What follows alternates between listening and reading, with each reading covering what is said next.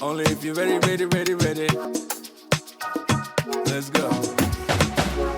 Hello, and welcome to Divine Enigma, a podcast that talks about how to navigate through the complexities of the workplace as a modern day professional, while simultaneously having a side hustle.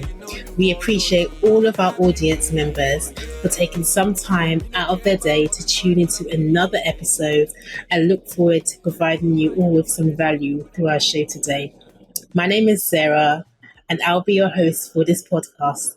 This podcast will be available on all platforms where you can find podcasts, including Spotify, Amazon, and Apple Podcasts. And we're also now on YouTube, because I've now decided that I'm going to do more episodes on YouTube, because I feel like the audience members would like to get more of a visual understanding of how the podcast is being produced. And I also have to be a bit more inclusive in terms of how I deliver my podcast, because this is a neurodiversity podcast. And what I have to understand is within the neurodiversity spectrum, there's some neurodivergents that are more visual in terms of kinesthetic and visual learning. So I'm going to really work very hard to put this more on YouTube. So we have a really, really amazing episode today. So listen now, and I really hope you enjoyed the show. Thank you so much for coming onto the show. I really appreciate the time that you've taken to meet me. I know you're so busy and you've got so many things happening. I look at your Instagram, it's always popping, it's always something you're doing. So I just feel so privileged that you're giving me this time. So I'm not even joking. I'm so privileged that you're giving me this time. So I feel so honored that you're on this podcast. Do you mind introducing yourself to the listeners or anyone who's watching this, because this will also go on YouTube as well. Okay, cool. And just tell us a bit about yourself, what you do, and give us a little bit of a story about yourself. We're going to talk about your story because you tell me. Okay, so hello everyone. I don't usually do this, but I feel like telling everyone my full name today. So my name is Onyinye Udokporo, and that is quite a mouthful when you are dyslexic. And I did have to learn how to spell my name properly before my GCSE exams. Fun fact. But in terms of what I do, I am an entrepreneur, an educator, a dyslexic author, a neurodiversity consultant, and content creator. So I do many things on purpose, because like many neurodivergent people, I just don't think I would be the best version of me in one job. I really struggle to stick to doing one thing. I actually thrive best when I've got 6 or 7 things going on at once. My entrepreneurial journey started when I was 12. I started my tutoring business in my parents' living room, and I've grown that into a business that is called Enrich Learning. We provide online and face-to-face tuition, so that's extra classes for young people and children. And I'm hoping that in the next year or so, we will start to provide extra classes for adults who are in education, because I've always wanted to support higher education, adult learning, those who want to go back, as you say, go back to school, because many adults, particularly those in the baby boomer generation and Generation X, they were made to feel, if they are neurodivergent, they were made to feel like they are stupid, they are inadequate.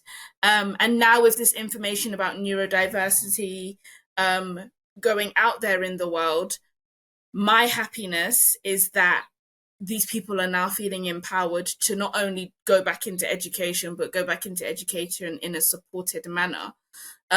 So a bit like how you mentioned those workplace arrangements and assessments that your workplace have finally given you, which is amazing. And I hope to talk a bit about that later on in the podcast as well. These adults that have now kind of had this awakening about who they are, are now tapping into their greatness because they're able to study with the best support. So that's something that we're hoping to do. My other business, modestly named after myself, allows me or gives me the huge privilege of working with some of the world's biggest businesses, brands, and organizations. And I teach them, and schools as well, how to create neuro-inclusive safe spaces for neurodivergent people.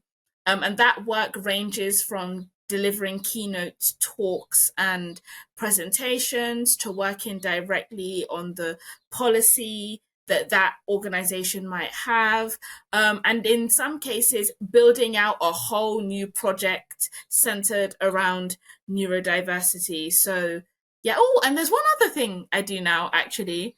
I say I'm not going to add any more. But I was made a columnist for Business Leader magazine, which is very exciting. So if you aren't fed up of my voice by the end of this podcast, then you can continue to read my work there. So I will be writing a column all about entrepreneurship. A lot of it will be to do with neurodivergent entrepreneurship, leadership, business more generally. And yeah, catch what I've got to say in the UK's leading business magazine.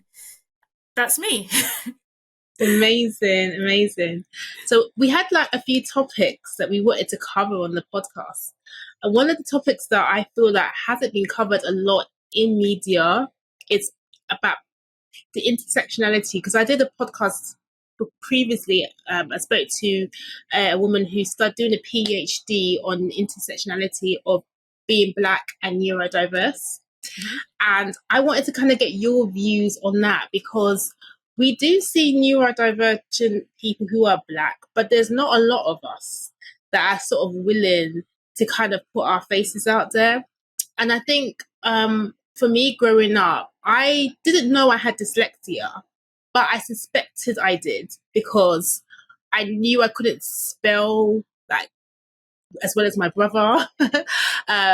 Or I just took a long time to retain information. When everyone had finished their work, I would stay late afterwards trying to get the information to be retained in my head and working almost extra harder than everyone just to get the same level of results they were getting.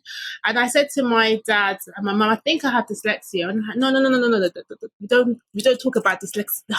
If you start saying that, they will label you in school. We don't want that. Just don't. And that was kind of the attitude I had. So I kind of buried that and just thought, okay, well, let me just try and find a way to manage my. I didn't know, but now I obviously know I have dyslexia. Just manage this different way of learning. But that was my experience. I'm not saying that's experience for every Black person, but for me, I feel within our community, we don't want to kind of highlight our shortcomings. We always want to highlight our positives, because sometimes our Blackness in itself is obviously there's negative. So we want to highlight all of the positives that we have. And being a dyslexic person, having an ADHD, having autism, all these other neurodivergent conditions kind of makes it more negative for us. So we always want to be the best of the best, because that's what you're kind of, I know coming up from an African household, that is kind of always instilled in you. You need to be number one. You need to be the best. So anything that's going to stop you from doing that or make you seem like you're being labelled is kind of classed as, no, we don't want to talk about that.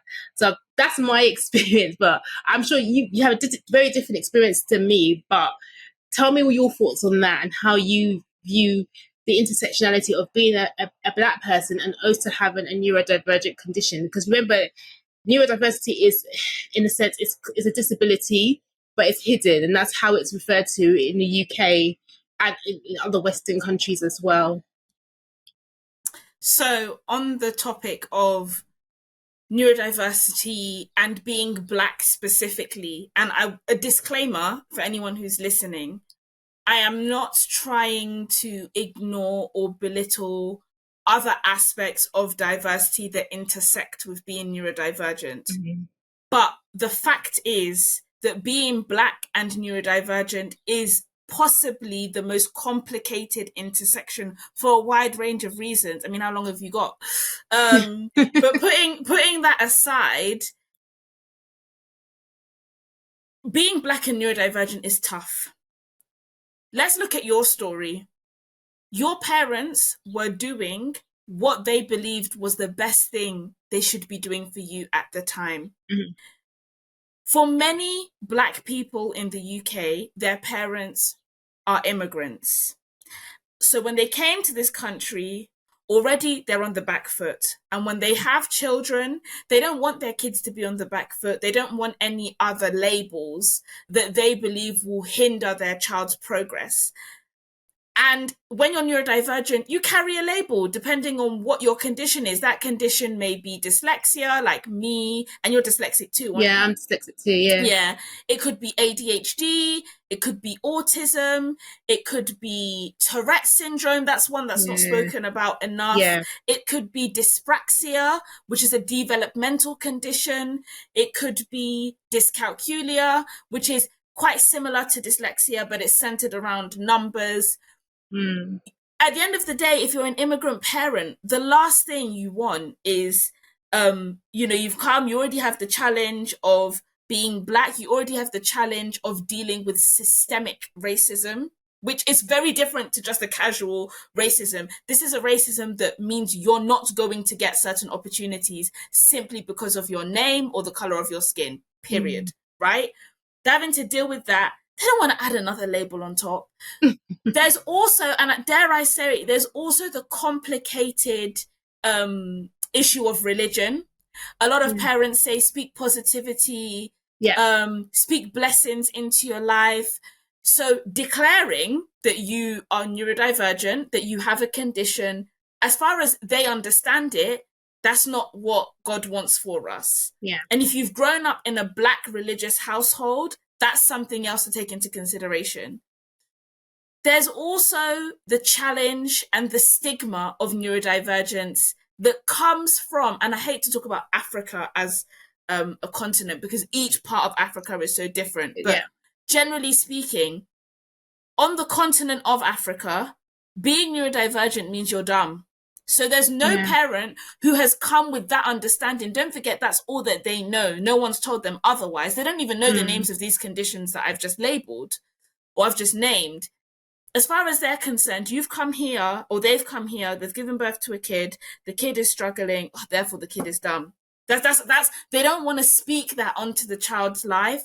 So it's a huge culture shift that we have to make in the Black community when it comes to not just discussing neurodivergence, but raising that awareness, accepting it, and then celebrating it, and really uplifting the people that are neurodivergent, as well as educating neurotypical people as to what it really means and how best to interact with neurodivergent people. When we're looking at the intersection between Black and neurodiversity, I think what's really missing is Black neurodivergent faces. Yeah. Let me tell you something about the Black community. As long as there's, and forgive me for speaking for the entire Black community, but I feel like this is just how we operate. As long as we can see ourselves in that situation, it makes things a lot better. It makes things a lot easier.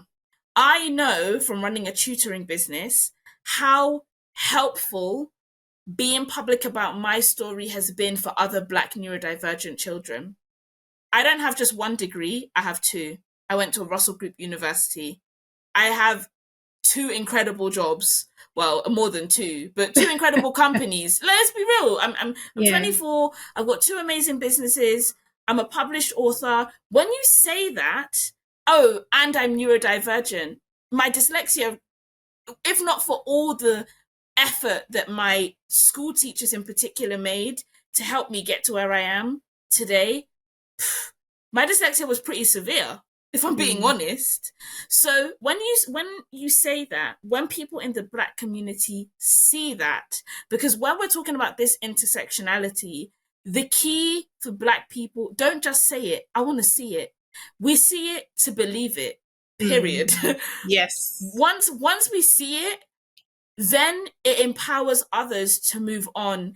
And, look, I hope to not be the only voice or one of the few voices for too long. I hope that by being public about this journey, others will start to speak up, because everyone's neurodivergence looks different. Yeah. So this year, I found myself really having to explain to people that, yes, I'm neurodivergent. Yes, by nature, I'm quite academic. I like studying. I like school. I'm knee deep in books. My bookcase in my room doesn't have enough space. I have a trunk full of books beside me that's soon not going to have enough space. I've tried Audible. I've tried Kindle. It's not the same. I just like having my books around me. And that's ironic, because allegedly dyslexic people aren't meant to be able to read very well. But the point I'm trying to make is that, I am academic by nature. It doesn't mean that every other Black neurodivergent person will be too. They will have other gifts and other talents, and they should be celebrated just as much. They may be incredible sportsmen or sportswomen. They may be incredible musicians, actors, actresses, caterers, gardeners. It's very important, because I can see as a movement, we're really moving towards this. Oh, and then they're super smart. It's not all about that. University may not be the best environment for your Black neurodivergent child. And you know what? That's okay. They might be a phenomenal apprentice. So these are things that I'm talking about more loudly when I'm talking about Black and neurodivergent. Thank you. You had so much gems of wisdom to kind of pick on that, because a lot of the time within our own community, it's hard for us to celebrate the fact that we have a neurodivergent condition, because neurodiversity is literally dyslexia. I remember speaking to an aunt years ago, and she thought dyslexia was the same as Down syndrome. And I was like, no, aunt, stop it. She actually thought it was the same thing. And that's how that education is needed. So is that Down syndrome? I was like, no, it's not. It's By not the the way, same thing. There's nothing wrong with someone that has Down syndrome. No, there's nothing wrong with that. There's nothing wrong with it. But what a drag! What a stretch! Yeah. How did she end up there? I don't know how she ended up, but as I said, that Down syndrome is very different. It's very different from dyslexia. I mean, for starters, Down syndrome, you have an extra chromosome. Like, it's completely different. And that's the lack of education that I had to deal with when I was growing up. How did you feel when your aunt said that?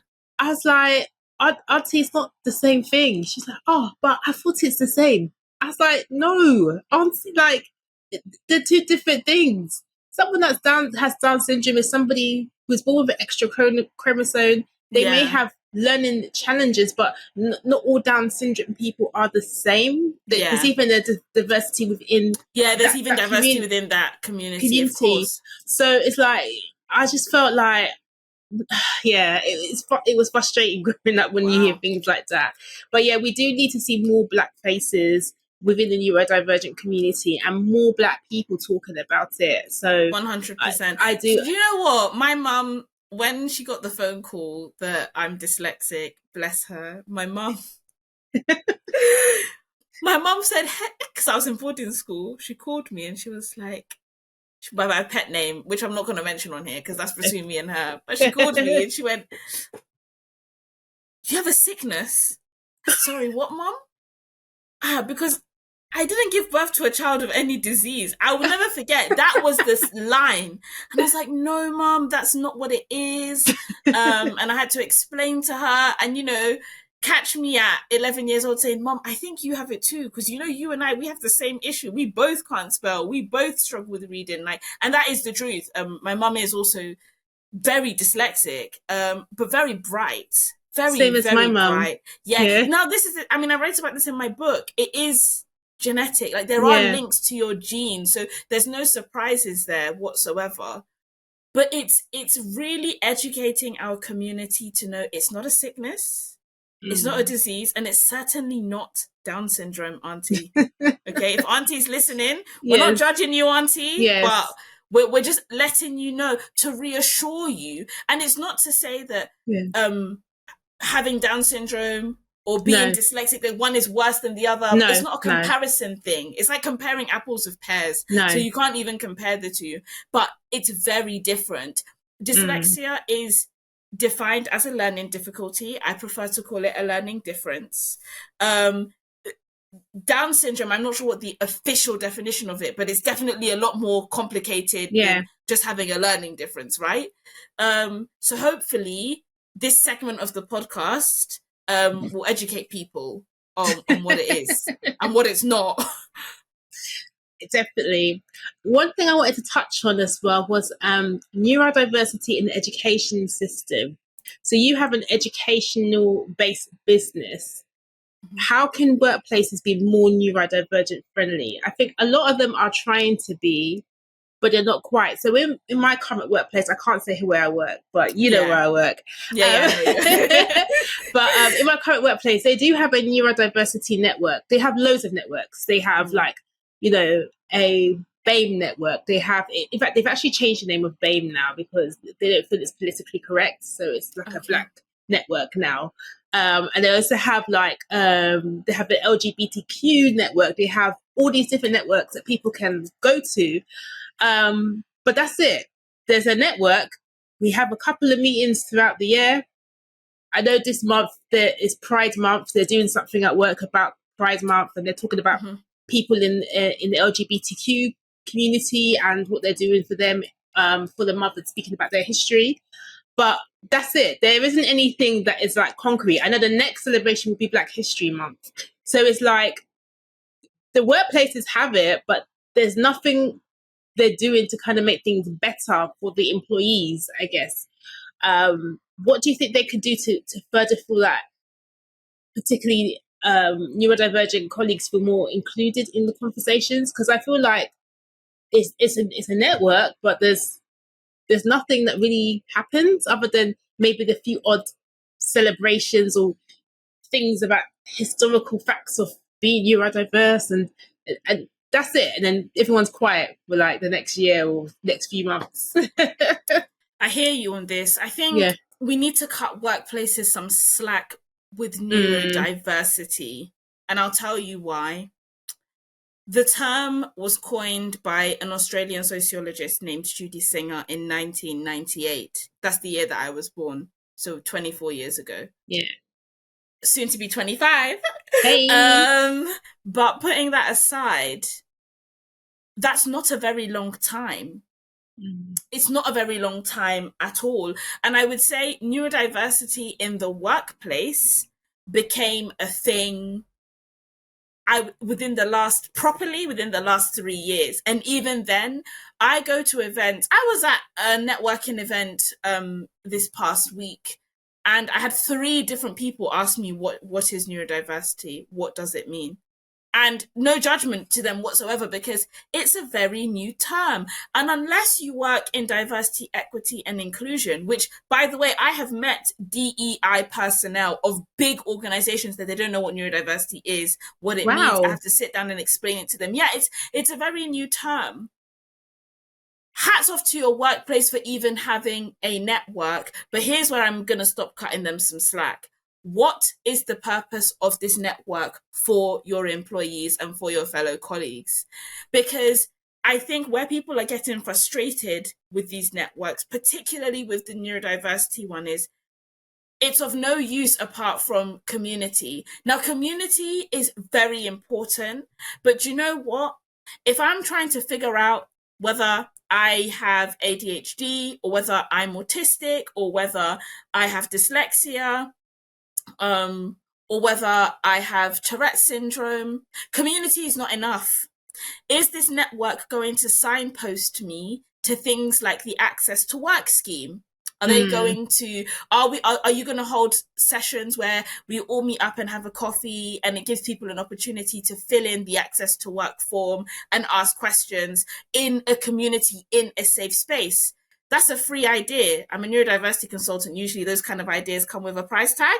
So I feel like people who run these networks should definitely listen to this, because this is free advice, but it makes a big difference.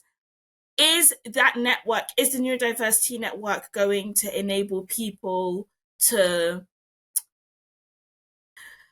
figure out how to disclose to their employer that they are neurodivergent if they want to disclose? As an organization, so now I'm talking wider organization and HR, are you only going to accept someone's neurodivergence if it's diagnosed, or are you going to accept it if it's self-diagnosed? These are big questions that people in the workplace, those at the top, need to start answering. You're right. It's not enough to just have Neurodiversity Network and then we celebrate Neurodiversity Celebration Week in March and then the rest is history. That's never going to work for anybody. Yeah. That's never going to work for anybody. So I think it's something that organizations need to think about and think very deeply, and have a strategy, because as more people discover their difference, the more heightened the issue will be.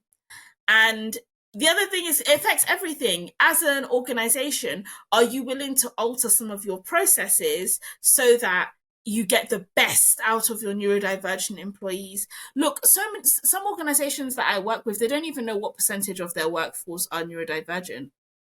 And are these large companies or small? These are huge companies. Oh, wow. These are global companies. They don't know. They've got no idea.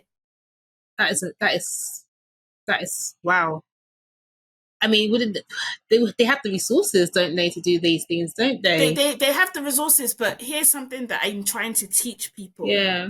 You can have all the resources that you want. Your company culture is key. If you've not pinned down your culture so that people even feel free to disclose their neurodivergence, how are you going to collect the data? And the thing is that the culture doesn't allow you, especially if you're working for these big global organizations or companies, a lot of the culture doesn't sit well for you to feel comfortable enough to disclose that neurodivergent condition. Sometimes you're even happy just to be there because it's such a well-known, reputable company that you'll be like, well, I know from my perspective, I probably won't even want to tell people I have a neurodivergent condition because I'm just here. I'm here. Yeah. Yeah. There's that sense of, I'm grateful to be here. It's also to do with the self-esteem of neurodivergent people. Please express gratitude to be anywhere you are, because, like, don't be so big-headed to think that, you know, you have to be there. Yes, you've earned your right to be there, but remember, you also deserve to be there. As much as it's an honor for you to work for X big organization, it's also an honor for them to have you. Because guess what?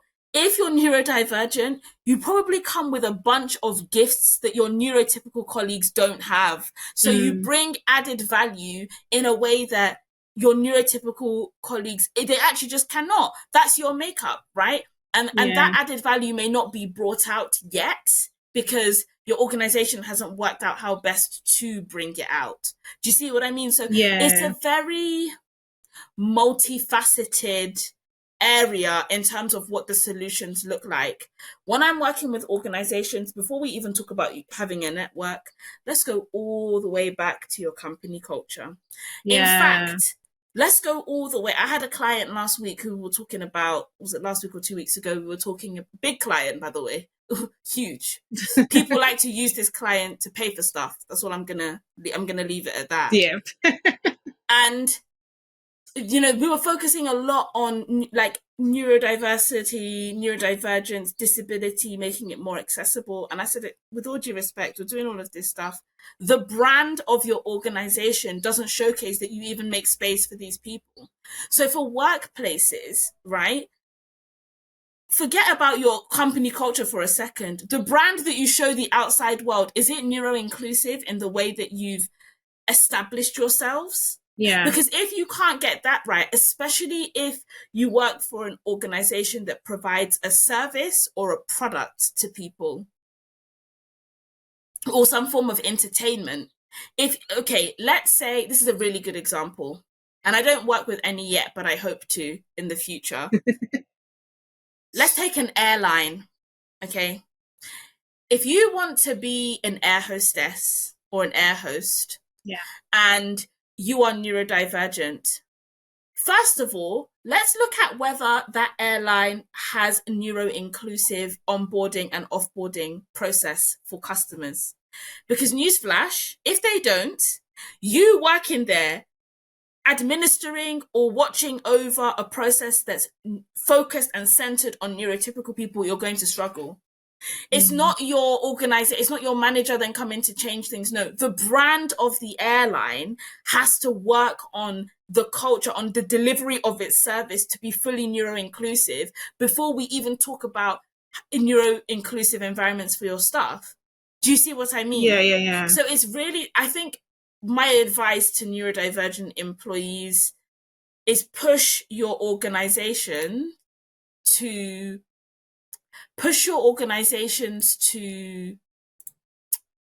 work on being neuro-inclusive in its output to the world, because then they will have a responsibility to look after you as a neurodivergent person.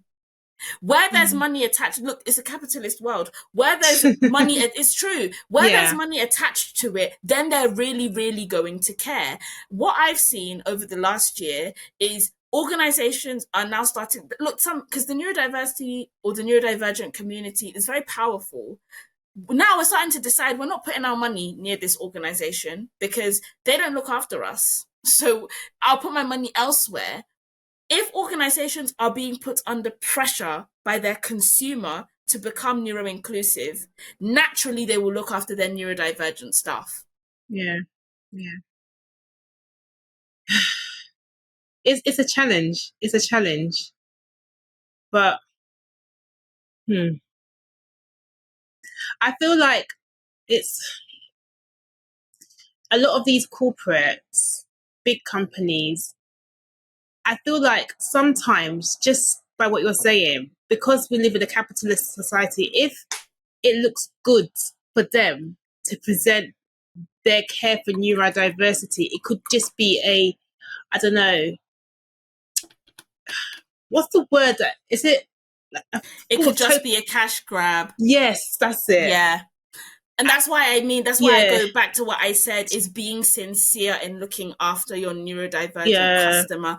It has got to be sincere. It has got to be genuine. It has got to be well thought out. I tell you, an organization that's doing really well with this, it's Disney. When you go to Disney World, both Disney Paris and Disney Orlando, they have got it down on how to look after neurodivergent customers, neurodivergent visitors to essentially their huge amusement park. From the onboarding onto rides and different activities, right through to accommodation. Do you know what? They even think about the step before that, right through to travel to their organization. If you book it all through them, there are ways in which they can help you book travel that is most suitable for you as a neurodivergent person, right through to creating safe spaces.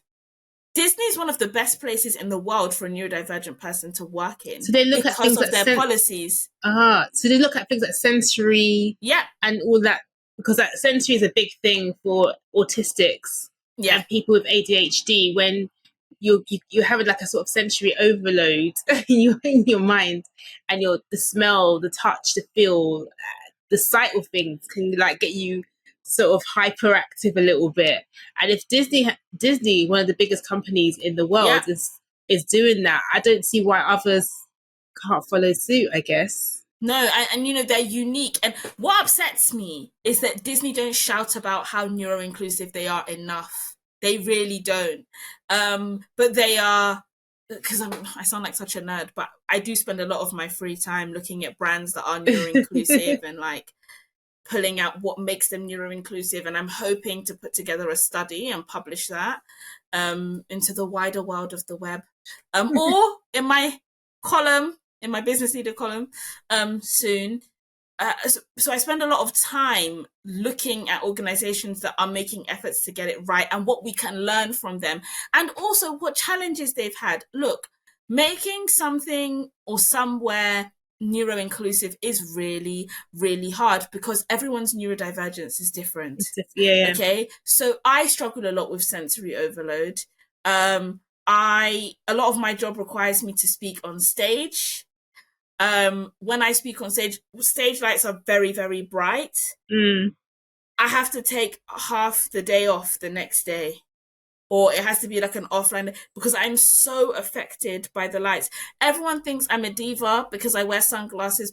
It's like as soon as I step out of the house, sometimes my parents will ask me, Onyinye, where is the sun today? But literally, I've got very just super sensitive eyes. I don't actually wear like glasses. I'm wearing glasses at the moment for anyone who's not watching the podcast, they're just listening to it.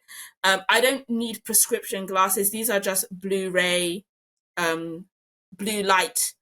I have blue lights. I have blue light glasses, but mine does have a prescription because my eyes are not that great. Okay, right? But if I don't use these, I will not be able to sleep properly tonight. My phone permanently has the blue light filter thing off. So it's got a yellow filter that goes over the top of it because I literally, it's too much for me. Smells. Yeah. My fellow Nigerians on the podcast, I don't know if Ghanaians eat this or any other part of the world, but stockfish, keep that smell away from me. It actually gives me a headache. Oh my gosh. Like, it actually gives me a headache. So, and people might think, oh, she's just being spoiled. My mum really gets it. She said she's noticed it my whole life. Very extreme smells. I will have a migraine for days. I've got candles all over my bedroom for a reason. Right? So it's one of those things. I totally know how sensory overload feels because I experience it. It's a real thing. It is real. It's genuine. And you can't function or focus properly because you're so focused on that particular smell or that particular image, or your eyes are distracted by something. It's just, no, I get it. I get it. I so understand it. So but the Nigerians are going to be saying they're just stockfish. I'm so sorry. The thing is, right, I like the stockfish in the food, you know. Yeah. It's particularly good in egusi soup, the flavour. And in fact, where my parents are from, Owerri, you cannot make Owerri soup without stockfish. You need the kind of stock that comes from it for the flavour. But beyond that point, if we could just skip over the cooking of it, you know, for the smell. But then how can you taste that? I keep laughing at line. Do you know what? I'm keeping it real. I'm keeping it real and 100. And the reason why I use that example, look, I could have used the example of like garlic, for example, but that's Western and everyone knows that.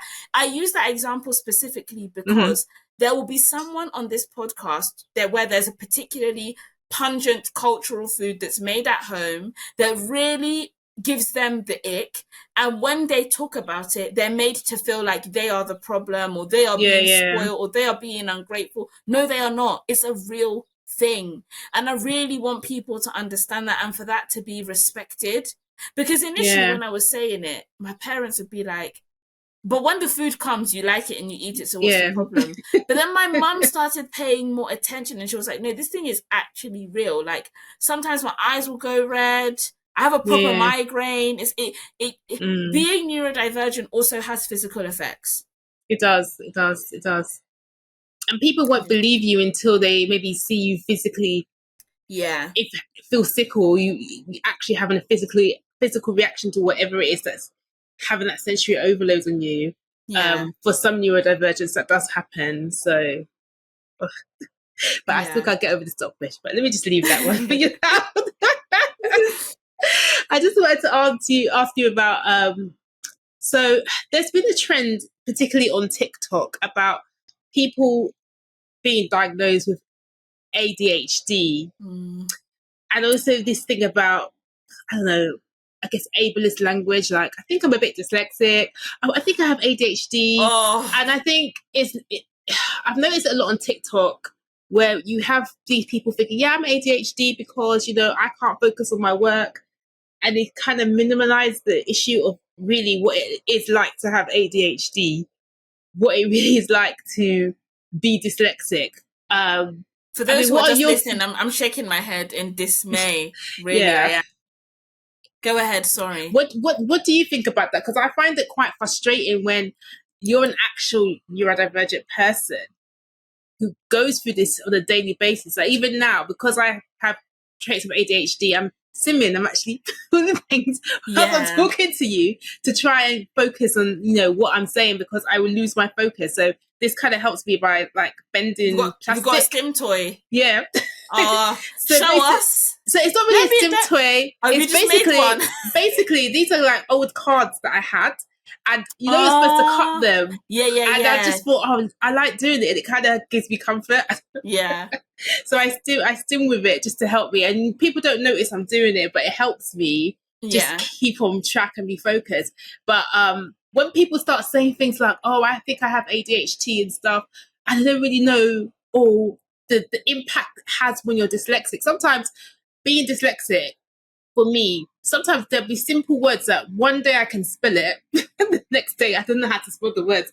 And I literally use like the voice, like, how do you spell this word? And I have to speak into my phone so that I can write the word. And it's almost like it stops you in your pathway. In your like tracks, because you have all these ideas in your mind, but it's like the dyslexia stops it. It's like, that's the best way I could describe it. And you're like, you're frustrated because you're trying to overcome that. Then you get distracted because you're like, I had this great idea, but I can't remember it because I couldn't spell this word. So it's distracting me from what I need to do. Yeah. So when people start using things, I think I'm a bit dyslexic, or I think I have ADHD because I'm finding my job boring. It really frustrates me. Sorry, I beg your pardon, because you're finding your job boring. You find it on TikTok. Go and see a careers advisor that can talk you through, but that's not what ADHD is, right? Yeah. Let's put this wrong right. Let's correct this. The first thing is that people should be very careful with the information they come across on the internet with regards to neurodivergence, particularly with ADHD at the moment. There's a lot of content being created about ADHD and other neurodivergent conditions where people who are quite frankly unqualified, no one is qualified to diagnose you unless they are a psychiatrist, or in some cases, an occupational therapist or a psychologist. But generally speaking, it's a psychiatrist, somebody who has been to medical school, as in has schooled for 7+ years. I'm giving all this information so that people understand just how much training goes into being able to diagnose someone with this type of condition. Be very wary of what is on the internet, because a lot of these people have no right or expertise whatsoever to be telling people that these are symptoms of ADHD, for example, for definite. It's very, very dangerous. That's the first thing. Yeah. The second thing is the media hasn't really helped the situation. We've had a number of rather big media broadcasting houses and outlets creating content, mainstream content, that has given ADHD in particular a bad name. And so I think a knee-jerk reaction to that has been that people have said, we're going to take this into our own hands, and they're now creating their own content on the internet that isn't necessarily always 100% correct.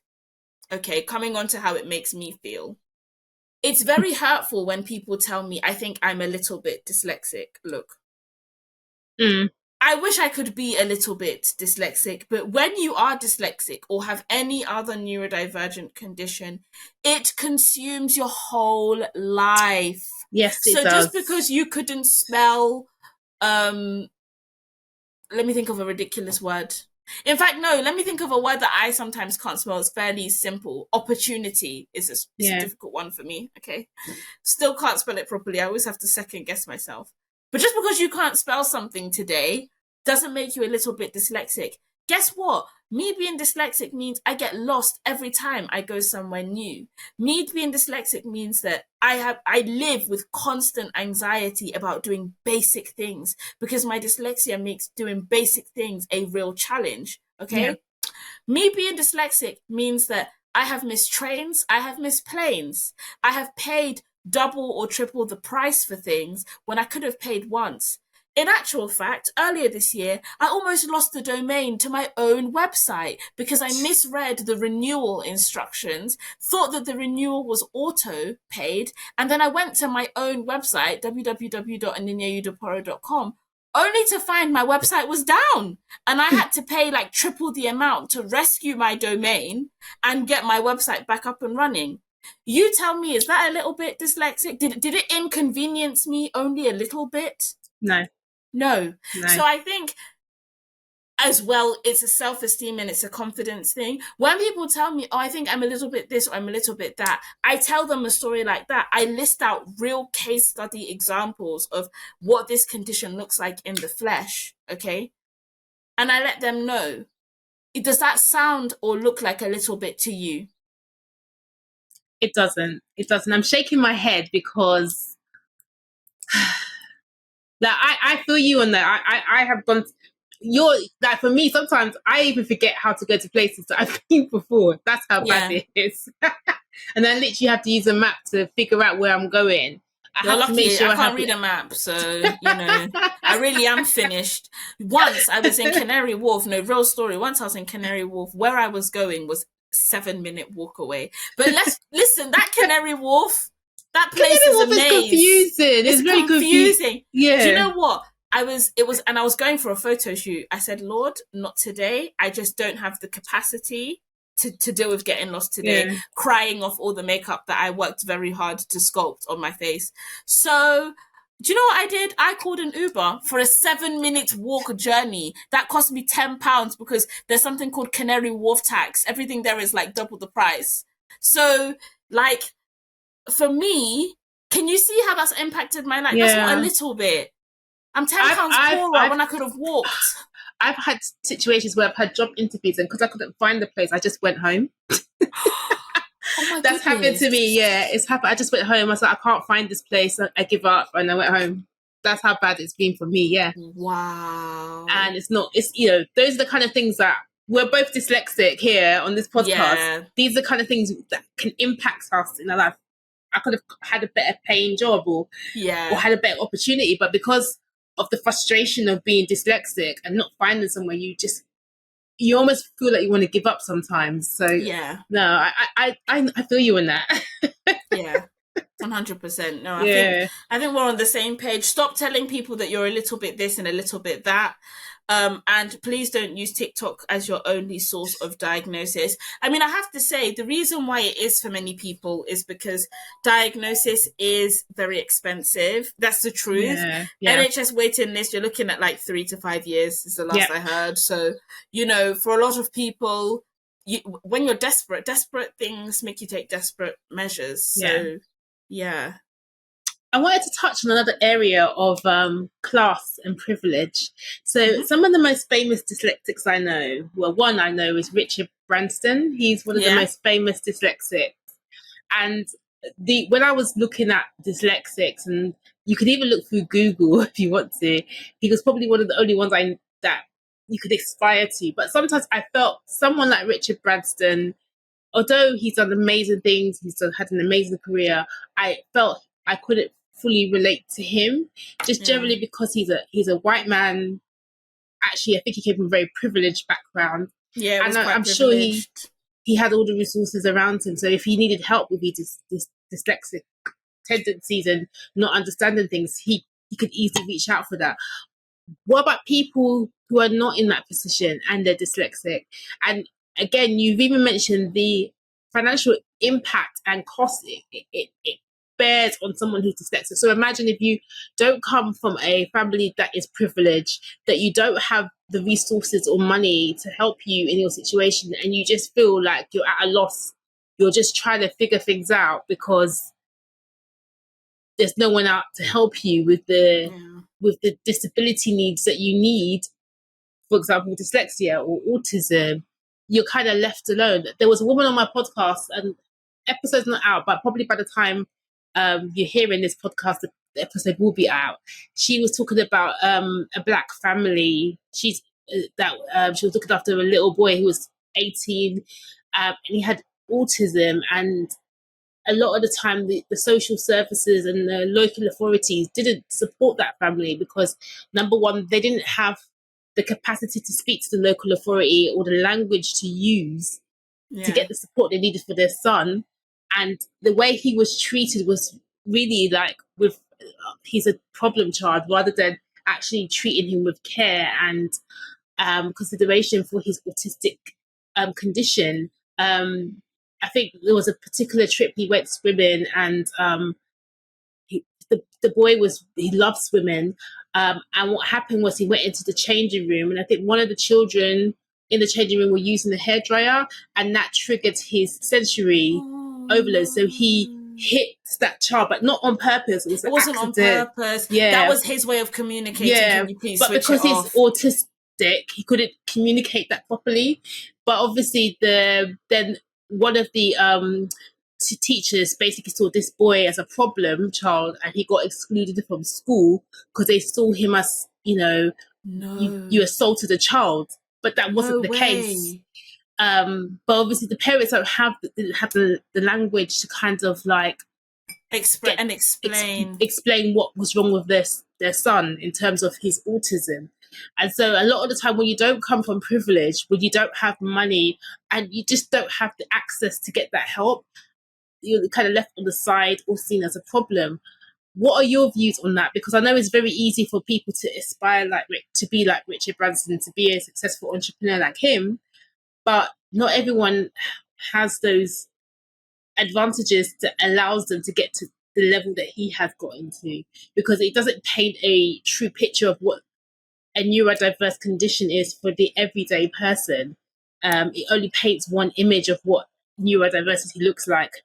A dyslexic privileged white man, which is not what, you know, dyslexia is or neurodiversity is in general.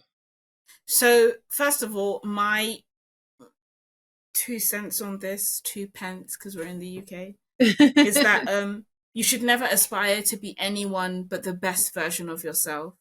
I feel like you've read my book from what you've just said, because there's a whole thing that I've got about white upper middle class examples of dyslexic people being at the forefront of the dyslexic community and how unhelpful that is, because I don't see any of that in me, apart from the fact that, God's willing, I'll continue to be a successful entrepreneur. But putting that aside, I don't see any of their upbringing as mine. I don't come from money. My parents did not have a lot when I was growing up, but they had to work very hard to have what they have today.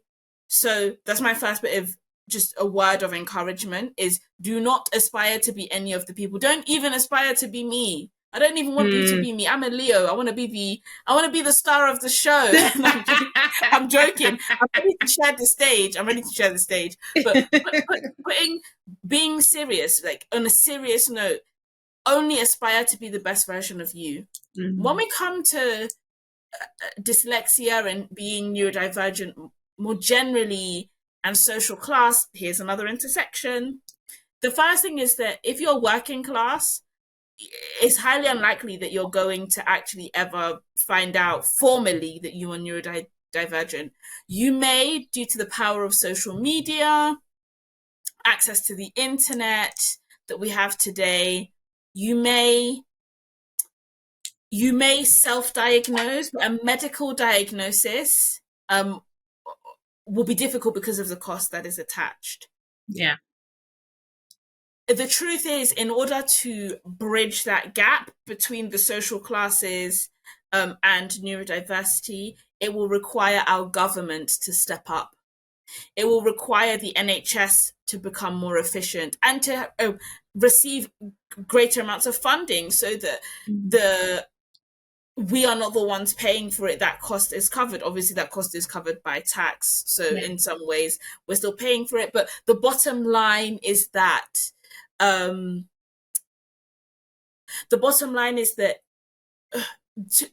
get over this issue, we need our politicians to step up. We need the government to step up. We need more research and development being done into neurodivergence, and we need more funding being put behind diagnosis, and not just diagnosis, because people think, great, I've been diagnosed and that's it. No, no, no.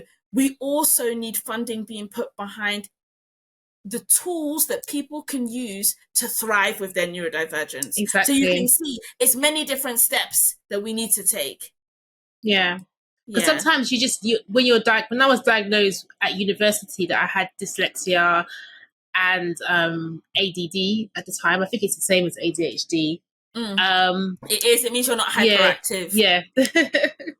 I was like, okay, this is cool. I know I have this. Then what? You know, Then what? Then what? I mean, I was given tools to use to, get past my degree and make sure that I do well. And I had a computer that, I can have assistive writing and I could talk to it.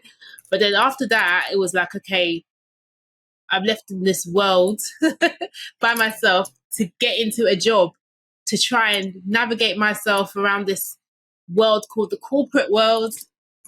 What do I do as a dyslexic Black woman? I don't know. There's no support. There's no tools. There's nothing out there. What do I do?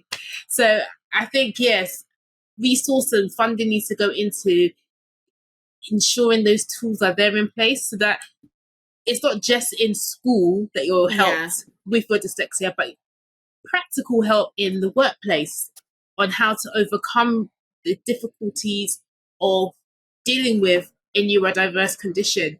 Not just maybe workplace adjustments, but how to have that conversation. Sometimes having that conversation with your line manager to tell them, I think I'm dyslexic, or I have dyslexia, or I have autism, can be really challenging. And sometimes you're almost scared, will I lose my job? Will I lose my credibility? Am I doing the right thing? And the thing is, like, fear will always hold you back from being your greatest self. But if you do have a neurodiverse condition, and I'm just saying this for anyone that's listening, talk to the person that's managing you. I know sometimes it's hard. It really is hard. And you're very scared. But even if the worst thing they can do, like, they could tell you you're fired. But if they fire you, they can't fire you because I think it's under the Equality Act. Yeah, they can't fire you because of that. They can't. Because of your disability. And if they do, there's something called an employment tribunal, and you should use it. Exactly. Also, just a little information for neurodivergent people, please make sure that if where you work with your occupation has a union, please join that union, because should something happen, that union rep can really, really help you. Yeah, no, amazing, wise advice to listen to. Now let's talk about you and your TEDx talk. You got something to celebrate. Yeah, so I'm a TEDx speaker, which is really exciting. Yay! My TEDx talk was held at TEDx Winchester, and it is called How Neurodiversity Enables Phenomenal Entrepreneurs. Is it out on YouTube already? It's not out yet. It should be out soon. I'm not sure when this podcast goes out, but when it goes out, hopefully it will be there. Definitely the most challenging public speaking gig I've ever done in all my life. In actual fact, the dress rehearsal was the worst dress rehearsal of my life. And no, it was. I had to restart doing the talk 3 times. And I remember leaving. Winchester is a very hilly place. And there's a real big hill you've got to walk down. And that hill was very symbolic of the tears that I wanted to stream down my face after that dress rehearsal. Because I remember finishing it just thinking, sorry, what? TEDx is challenging in the sense that there's no script, there's no speaker's notes, there's no cards. You have 18 minutes, you stand on the red dot and you talk. However, you submit a script in advance, and the bottom line is you've got to stick to that script. You've got to stick to that script because that script has been checked for facts and stuff, and it's been looked over, and to a certain extent, the curators of the event you know, what you're saying has got to be in line with the theme, if it's themed. And I do think it's right that they check what people say, because I'm all for free speech. But if we just let people to rock up on the day and say what they want, they could say some wayward stuff, you know? Yeah. And so, yeah, it was, I'm sharing this because I want people to know that it has been a journey, because I got a standing ovation. So you should. I was so pleased. And at the beginning, the curator stood up and said that no one had ever had a standing ovation at TEDx Winchester before, like it was yet to happen. Oh, wow. So when it happened to me, I was like, oh my gosh, I can't believe it. And there's a photo actually of the standing ovation, and you can see on my face that I'm really holding back not to cry. I was in shock that I did it and I didn't make any mistakes, or I didn't stumble, or I didn't forget my lines or anything. And yeah, it's what an eye-opener. Like, I've stretched myself as a speaker, but it's made me a much better speaker for it. 100%. But yeah, I can't wait for it to go out. I can't wait for it to touch people's hearts. But there were a lot of people cried in the audience as well. I won't ruin the talk, so I won't say. Yeah, don't ruin the talk. When it's out. When it's out, I'll put it in the show notes for you to see. Okay, when cool. It's out. Yeah, once you give me the link, and the listeners will be, and people who are viewing this on YouTube will be happy to watch it. I'm looking forward to seeing it myself as well. I'm so excited for you all to see it. How did your parents feel when they know you were a TEDx speaker? I think they're really proud. I had the privilege of being able to take my mum in the talk to the talk, so she was there, and they gave her a little round of applause and spotlighted her, which is so deserved. Yeah, I just think for them, I think you'll understand this, that a lot of Black parents have high expectations of their children, because a lot of them have made some form of sacrifice to be here and to help us get to where we've gotten to. Not all, I have to say not all, because there's this misconsensus that all Black parents have made sacrifice and all Black parents are great. And that's a little bit of a toxic narrative. That's not always the case for everybody. And we don't want those that do not have our experiences to feel less than because they didn't. That's just a side note. Yeah. I think they've always expected me to be successful, and they've always expected me to do well based off the fact that I've put in the hard work. But I don't think anyone saw any of this coming. What my life has become, I didn't see it. I don't think they saw it in its entirety. I think they saw it to a degree, but you know, I've done some pretty cool things over the last 24 years. You need to keep doing what you're doing. Don't ever stop. Oh, thanks. Just keep doing what you're doing. I believe in life that everyone's called for something in this world. You're called to help neurodivergence. And you should just continue doing that, because you don't know the power of the words and the impact you're having. Maybe it might be small, but you're making the big moves, like, without you even realizing. I'm so honored. Thank you. Yeah, so just keep doing it, because I wish when I was growing up I had more faces like yourself that represented neurodivergent individuals, being that my neurodiversity was diagnosed so late in my life. And I wish I had someone I can go, oh, wow, they're neurodivergent and they're making impact and they're clever and they're doing this, but I didn't see that. So I always felt my neurodiverse condition was something I had to mask and just navigate that through the world. And I think the more and more people that are open about it, the more and more we can make, even if they're small changes, they can have a rippling effect to affect so many people, like, not just in the UK, but in the world. Like, honestly, in the world. I said recently that actually, whilst I'm so honoured to have been making these moves in the UK, the place I really want to make an impact is Africa. Yeah. Because, like you said, your auntie thought that being dyslexic was the same as having Down syndrome. Like, do you understand? She did. I'm not even just making this up. She literally thought it was the same thing. Which, and you know, people might say, oh, that's so stupid. How could she make that correlation? But it's literally due to a lack of education. It's lack of, you know, awareness. So that's my big dream. My big dream is to to touch down on the African continent. I've got a special love for Nigeria. Obviously, my parents are Nigerian. I classify myself as Nigerian. I'm a proud Igbo girl. I'm Nigerian, but I'm Nigerian and Ghanaian. So. You see, you got the best of both worlds, jollof and wache. Can you imagine? I love wache. Oh gosh. Well, this has been a great conversation. Yes, it definitely has been. Thank you so much for coming onto the podcast. Before you go, could you just give me all of your details so that I can put it in the show notes for the listeners?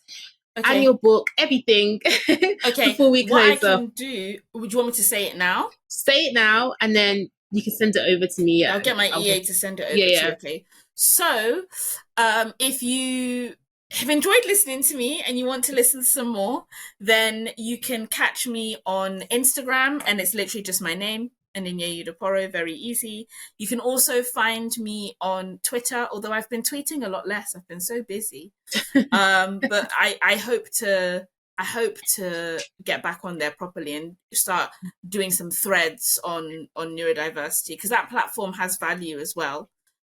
Catch me on LinkedIn, and that's where I am the most. I'm a content creator for LinkedIn, and I absolutely love being on that platform. It's actually my favorite social media platform, and I don't care if that makes me got the best people on there, I think. Yeah, I don't care if that makes me sound like a nerd or a geek, but I love it there. So catch me there too. People say I should go back on YouTube. I have a few YouTube videos about dyslexia. You should go back on YouTube. You should. But, we'll see if I can squeeze in the time. But I have some good videos on there about that.